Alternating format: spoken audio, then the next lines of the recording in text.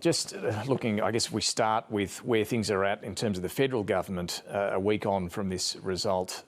Claire, where has this defeat of the voice left its overall policy on Indigenous Australians? Exactly where it was a week ago, except without this vehicle, this mechanism to move forward. There's been criticism of the government for not emerging first thing Monday morning with a plan B. I mean, the Prime Minister did warn that there wasn't a plan B. It would have been slightly disingenuous if they'd brought out a folder and said, look, we preempted the failure of this huge undertaking. I think what's really significant and what's important to note is that we actually are no closer to understanding what this means for the government, what this means for Indigenous communities than we were this time a week ago. And a large part of that is to do with respect for that week of silence, and the government has been respectful of that. And another part of that is because you forget, yes, for many Australians this was weeks, months, maybe a year of their lives paying attention to. For Indigenous leadership in this country, it was almost decades of constitutional recognition, 6 years from the Uluru Statement of the Heart.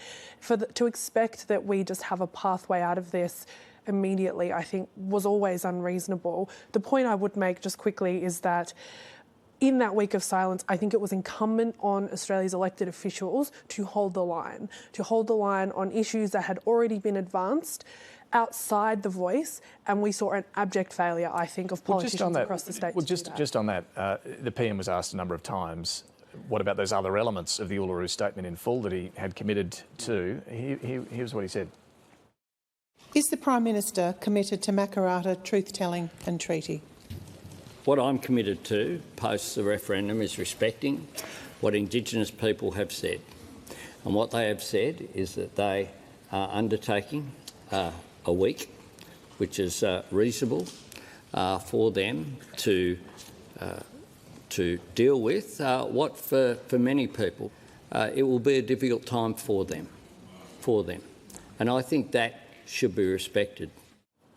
Yeah, and look, I think plenty will agree that it's fair enough to take some time here, but those commitments, in fact, money was committed to the Makarrata process as well. What's the status of that now? Well, I mean, your money was committed to the process. It's just hard for me to see truth-telling and treaty proceeding as they were originally, envisaged in the Uluru Statement, because the concept of Makarrata being coming together after a struggle, well, the result of the referendum shows we're still in the struggle. And I think, truth-telling is being sort of spoken about now as a way to, in a sense, correct the electorate. And, perhaps if people had understood more about their history, we would have got a different referendum result. That's very different to the spirit that it was in Uluru, which was about this sort of joining of hands, moving together, a mutual recognition that the whole country wants to grapple with this history, heal this national wound. That hasn't happened. So whatever comes now has a different tone, and has to have a different tone to the sort of unity and generosity that was in the original Uluru Statement.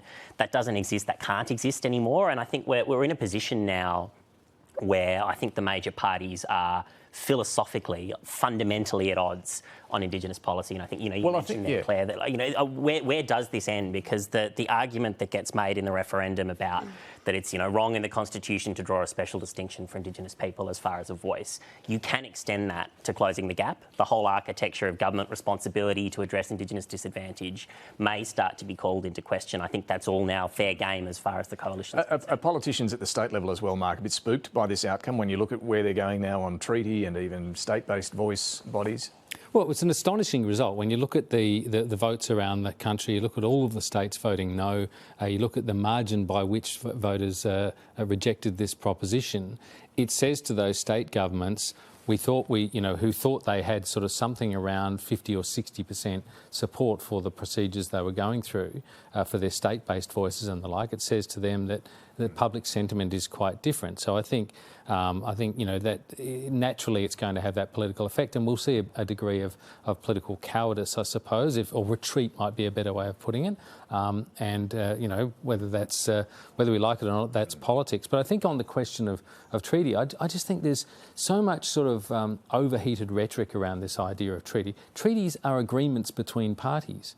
You can't get forced into a treaty. There's nothing wrong with actually opening up negotiations, having a truth-telling process and arriving at some sort of accommodation. Whether it's actually achievable or not, that's another question. I would just build on that. The danger, and what I was referring to before, the danger with this is an overinterpretation of this referendum result. Australians didn't go to the ballot box to vote on treaty as much as some parties might have tried to make it that happen. We saw this week former Prime Minister Tony Abbott even questioned the future of flying the Indigenous flag next to the Australian flag or having a welcome to country. Now, I beggars belief that you could be driving over the Sydney Harbour Bridge, look up and think, I'm losing something here by having this fly above me.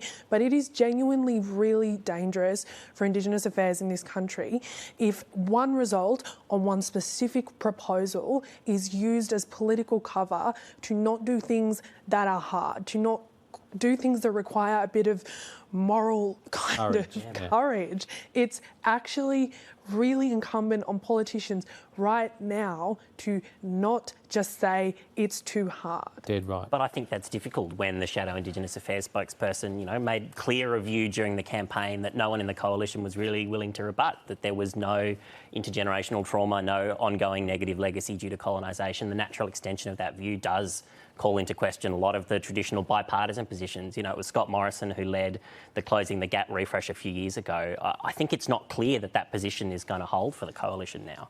All right, well, our panel, Tom Crowley, Claire Armstrong.